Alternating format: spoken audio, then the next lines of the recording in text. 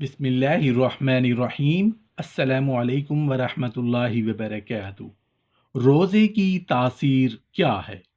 پیارے اور کریم آقا احمد مجتبی محمد مصطفیٰ صلی اللہ علیہ وآلہ وسلم نے فرمایا، سید الاعمال بھوک کو برداشت کرنا ہے اور کم کھانا عبادت ہے۔ علماء کرام نے لکھا ہے کہ روزہ کی حقیقت نفس کو شہوات سے روکنے کا عادی بنانا ہے تاکہ نفس حرام سے پرہیز کرنے کا عادی ہو جائے۔ ایک حدیث ہے جس کا مفہوم اس طرح ہے کہ نبی کریم صلی اللہ علیہ وآلہ وسلم نے فرمایا، جب رب تعالیٰ فرماتے ہیں روزہ میرے لیے ہے اور میں ہی اس کا بدلہ دوں گا، علماء کرام فرماتے ہیں کہ ہر شے کا ایک دروازہ ہوتا ہے اور عبادت کا دروازہ روزہ ہے۔ روزہ دار کی افطار تک دعا رد نہیں ہوتی۔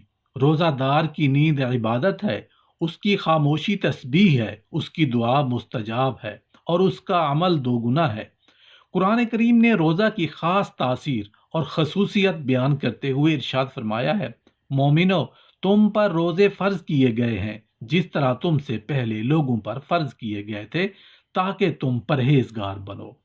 حضرت علی کرم اللہ وجہ الکریم سے روایت ہے، وہ فرماتے ہیں کہ روزہ حافظہ کو تیز کرتا ہے اور بلغم کو ختم کرتا ہے۔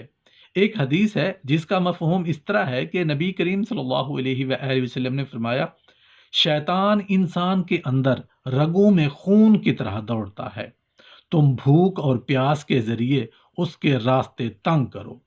روزہ میں کم کھانے میں بیماریوں سے حفاظت ہے اور دلوں کی سرکشی اور گناہوں سے حفاظت ہے۔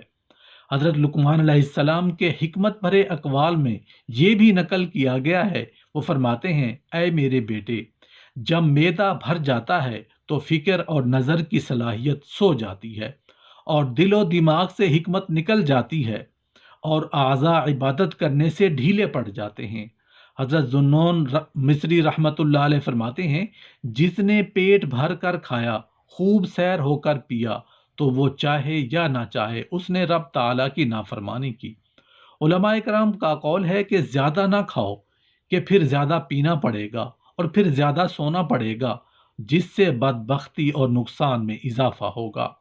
روزہ بھوک برداشت کرنے کا نام ہے اور خود میں یہ عادت ڈالنا ہے کہ فقط اس وقت کھاؤ جب سچی بھوک لگے، نہ کہ ہر وقت کھاتے رہو۔ ایک قول یہ ہے کہ آدمی روٹی روٹی میں فرق نہ کرے، بلکہ مثلاً خمیری ہے یا چپاتی ہے، مثلاً جو ملے کھا لے اور دن میں 2 مرتبہ کھائے، اس کو بھوک کی کیفیت واسطہ نہیں پڑ سکتا۔ روزہ کا ایک یہی فائدہ ہے کہ اس سے نفس پر غلبہ حاصل ہوتا ہے، جس کو سدھارنا اور فرما بردار بنانا سب سے مشکل کام ہے۔ روزہ کی عادت سے راتوں کو جاگنا آسان ہو جاتا ہے، آدمی مصیبت زدہ کو یاد رکھتا ہے، پیٹ کے شر سے بچ جاتا ہے، زیادہ مال کی لالچ نہیں رہتی، خواہشات اور امیدیں کم ہو جاتی ہیں، جس سے دنیا کے اکثر غم مٹ جاتے ہیں۔ آدمی زیادہ بیمار بھی نہیں ہوتا کہ دار و دوار کے جھنجٹ سے جان چھوٹ جاتی ہے، اور زیادہ طرح طرح کے کھانے پکانے کی مصیبت سے بھی رہائی مل جاتی ہے۔ نہ زیادہ کھائے گا، نہ بار بار ہاتھ دھونے پڑیں گے، دانتوں میں خلال کرنے میں وقت کے ضیاع سے بھی حفاظت رہے گی اور بار بار بیت الخلاء جانے سے بھی بچ جائے گا۔ کھانا جتنا کم ہوگا، بیماریاں اتنی کم ہوں گی، کہ اخلاط کی کثرت سے بدن میں امراض کی کثرت سے ہوتی ہے اور مرض کی کثرت کھانے کی کثرت سے ہوتی ہے۔ اس لیے حکماء نے فرمایا ہے، وہ دوا جو ہر بیماری کو ختم کر کے چھوڑتی ہے وہ ہے کھانا، اور وقت کھانا جب کھانے کی بھوک ہو اور ابھی بھوک باقی ہو تو کھانا چھوڑ دینا۔ ایک روایت میں ہے کہ روزہ رکھو تم صحت مند رہو گے۔ رب تعالیٰ نے اس انسان کو روحانیت و حیوانیت، ملکوتیت و بہیمیت کا پیکر بنا کر اس کی جبلت میں حیوانوں کے سی سفلی تقاضے بھی رکھے ہیں اور نورانیت کا جوہر بھی رکھا ہے۔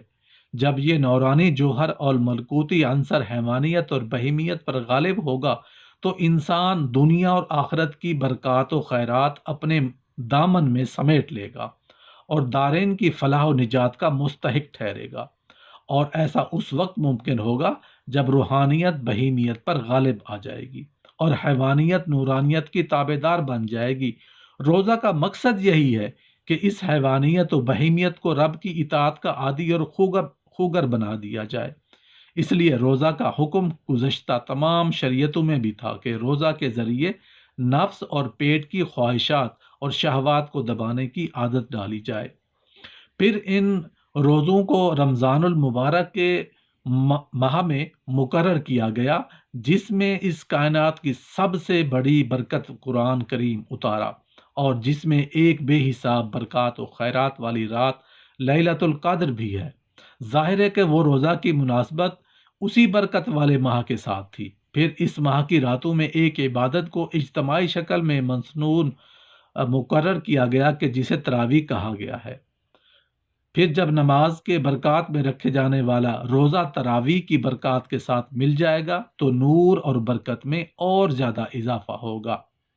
ایک اور حدیث ہے جس کا مفہوم اس طرح ہے کہ نبی کریم صلی اللہ علیہ وآلہ وسلم نے فرمایا، جس نے روزہ دار کو پیٹ بھر کر کھلایا اس کے گناہوں سے مغفرت کر دی جائے گی، اور رب تعالیٰ اس کو میرے حوض سے روز قیامت پانی پلائیں گے، جس کے پینے کے بعد وہ جنت میں داخل ہونے تک کبھی پیاسا نہیں ہوگا، اور اس کو اس روزہ دار جتنا اجر ملے گا، اس کے اجر میں سے کسی شے کی کمی کیے بغیر۔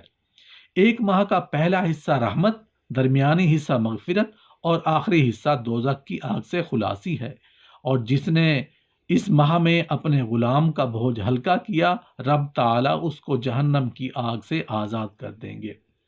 ایک حدیث ہے جس کا مفہوم اس طرح ہے کہ نبی کریم صلی اللہ علیہ وآلہ وسلم نے فرمایا، تمہارے پاس ایک رمضان کا مہینہ آیا ہے جو مبارک مہینہ ہے، رب تعالیٰ نے تم پر اس کے روزے فرض کیے ہیں، اس میں آسمان کہ رحمت و مغفرت کے دروازے کھول دیے جاتے ہیں، اور اس میں دوزخ کی آگ کے دروازے بند کر دیے جاتے ہیں، اور شیاطین کو بیڑیاں ڈال دی جاتی ہیں۔